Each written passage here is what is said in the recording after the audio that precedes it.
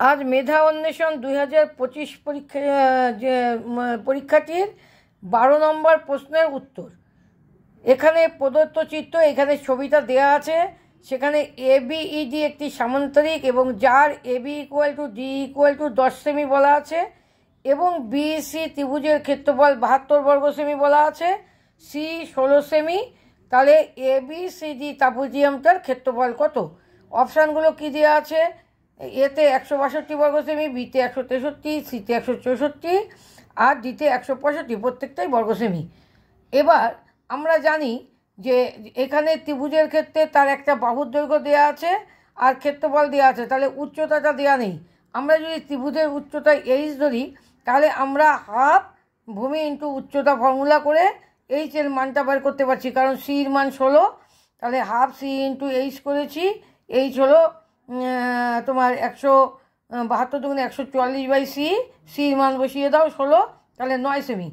আর এইখানে দেখো ট্রাপিজিয়ামটা আর এই ত্রিভুজটা একই সমান্তরাল যুগলে রয়েছে, তাহলে ট্রাপিজিয়ামের উচ্চতাও কিন্তু 9 সেমিই হবে। আর তাহলে ট্রাপিজিয়ামের ক্ষেত্রফল কত? হাফ সমান্তরাল বাহুদ্বয়ের সমষ্টি ইন্টু উচ্চতা। এবার সমান্তরাল বাহু দুটোকে খুঁজে বের করতে হবে। সমান্তরাল বাহু দুটো, একটা AB আর একটা CD। এবিটা তো বলে দেওয়া আছে 10 সেমি, আর সিডিটা আমরা বের করে নেব কি D + C করে।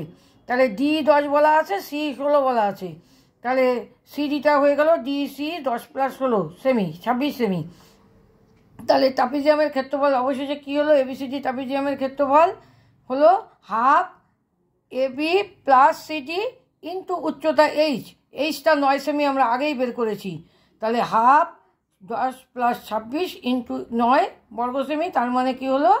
আলটিমেটলি এটা বেরোলো 162 বর্গ সেমি। তাহলে আমাদের অপশান এতে 162 বর্গ সেমি আছে, এটাই হলো উত্তর। তাই যাই হোক, আজকে তোমাদের 12 নম্বর প্রশ্নটা সলভ করে দিলাম।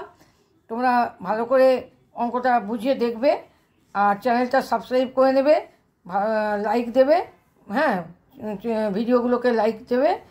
আর যারা এই সামনে ডিসেম্বর মাসে NMMS পরীক্ষায় বসছো, তারা অবশ্যই দেখবে, কারণ এটা NMMS প্রশ্নপত্র থেকেই মেধা অন্বেষণ পরীক্ষাটা করা হয়েছিল। Thank you.